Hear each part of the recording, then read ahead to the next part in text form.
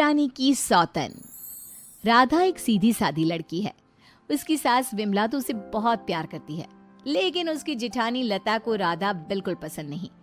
राधा अपने ससुराल में बहुत खुश थी, लेकिन उसकी ये खुशी ज्यादा दिनों तक नहीं टिकी, क्योंकि राधा का पति मिहिर उसकी सौतन ले आया। ये कौन है जी? आप किसको घर पर ले आए? ये इस घर की नई बहू और मेरी पत्नी सोनाली है। क्या आपने दूसरी शादी कर ली? ऐसा करते हुए आपको शर्म नहीं आई? आपने एक बार भी मेरे बारे में नहीं सोचा?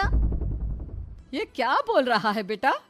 तेरी पहली पत्नी के होते हुए तू दूसरी शादी कैसे कर सकता है? कौन है ये चुड़ैल? निकाल इसे यहाँ से। माँ राधा, अब दोनों एक बात समझ लो। मैंने सोनाली से शादी अपनी मर्जी से की है, वो यहीं रहेगी। और राधा, तुम्हें यहाँ रहना है तो रहो, नहीं तो निकल जाओ यहाँ से। पर सोनाली अब यहीं रहेगी। राधा को मिहिर की बात सुनकर बहुत दुख हुआ। वो रोते हुए अपने कमरे में चली गई। तभी मिहिर सोनाली को उसी कमरे में लाता है और राधा से कहता है, राधा, तुम गेस्ट रूम में शिफ्ट हो जाओ।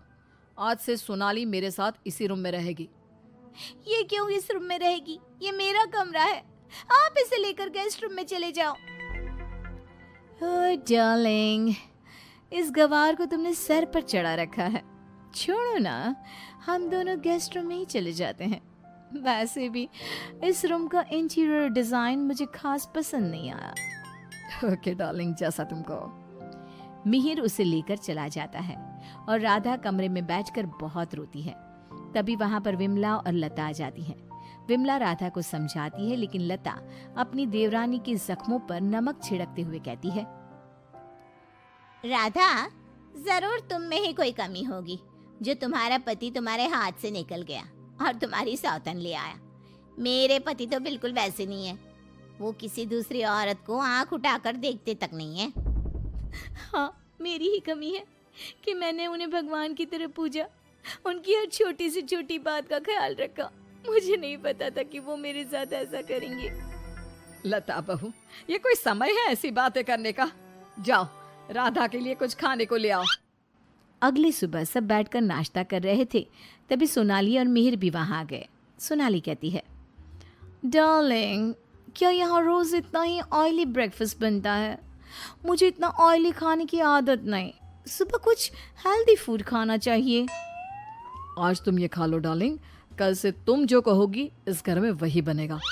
ओके डार्लिंग, मैं आज तुम्हें अपने हाथों से खाना खिलाऊंगी। सोनाली मिहिर को अपने हाथों से खाना खिलाती है। ये देखकर राधा को बहुत दुख होता है।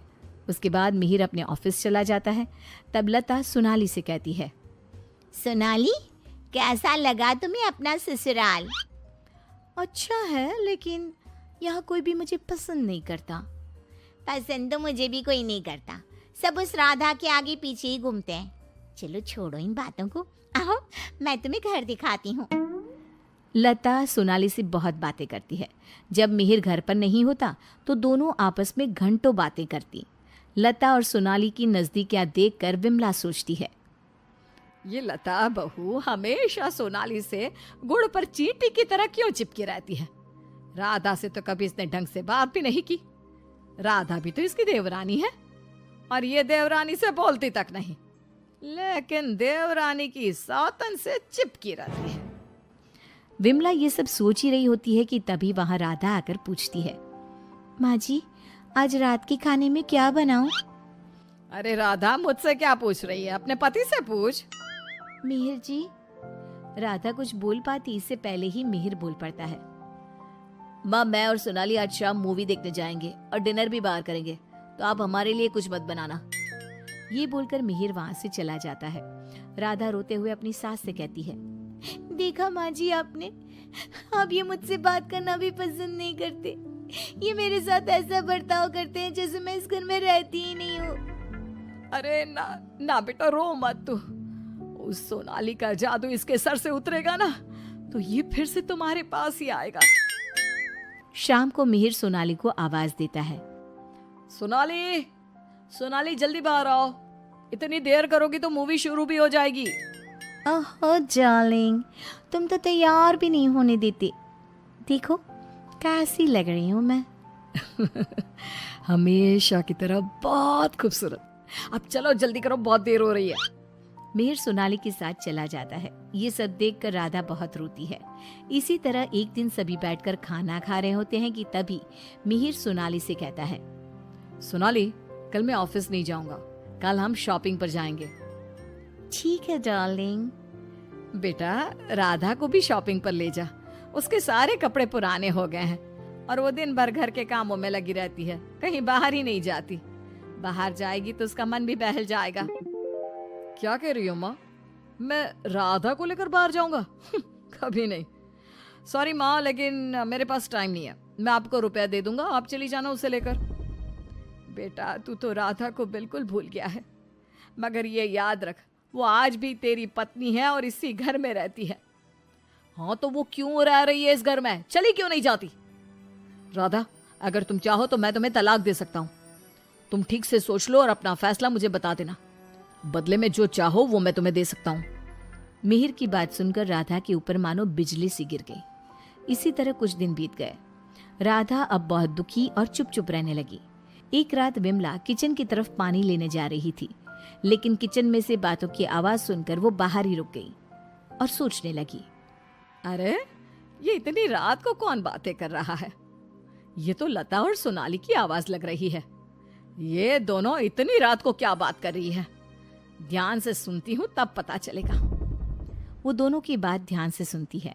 सोनाली लता से कह रही थी, देख मेम साहब, तेरे देवर को मैंने तेरे कहने से पटाया था, मैंने तेरा काम कर दिया। अब तू मुझे बाकी के रुपए दे दे, नहीं तो तेरे घर वालों को तेरी सारी सच्चाई बता दूंगी।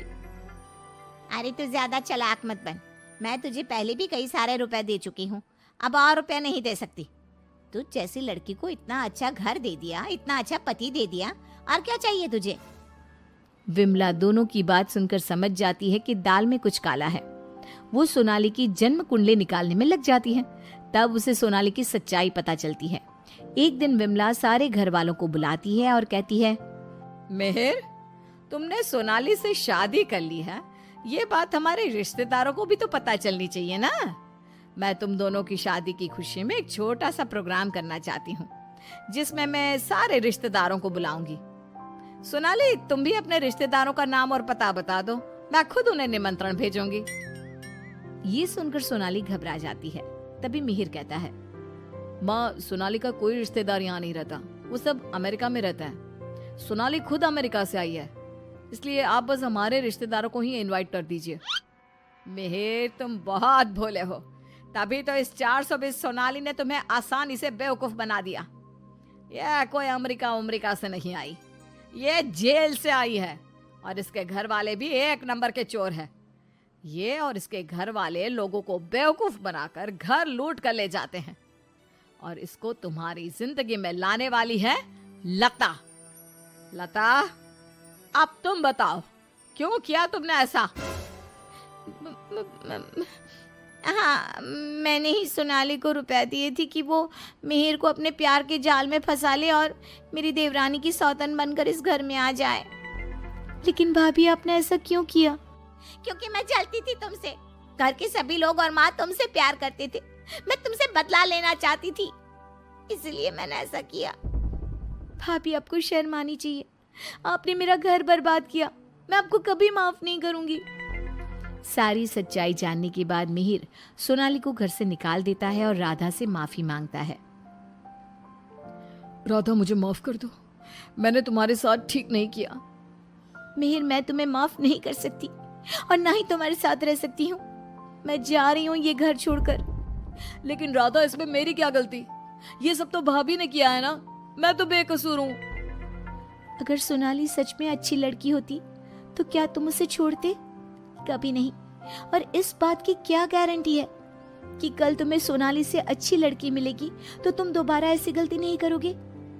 राधा अपना सामान लेकर घर से जाने लगती है। विमला और मिहिर उसे बहुत रोकते हैं, लेकिन वो नहीं रुकती। राधा जाते जाते अपनी जिठानी से कहती है, भाभी, आप क्यों उदास खड़ी हो? आपने जो चाहा था वो तो पूरा हो गया ना। मैं जा रही हूँ हमेशा के लिए। अब आप ही इस घर की बहू हैं। अब सब आपको ही प्यार करेंगे, बस। तभी लता का पति विकास आ जाता है और कहता है, नहीं राधा, ये इस लायक नहीं कि इसे कोई प्यार करे। लता, तुम अभी इसी वक्त इस घर से निकल जाओ। मैं तुम्हें एक सेकंड भी यहाँ बर्दाश्त नहीं कर सकता। अगर मैंने तुम्हें इस घर में जगह दी तो न जाने कल तुम हमारे ऊपर कौन से दुखों का पहाड़ तोड़ दोगी।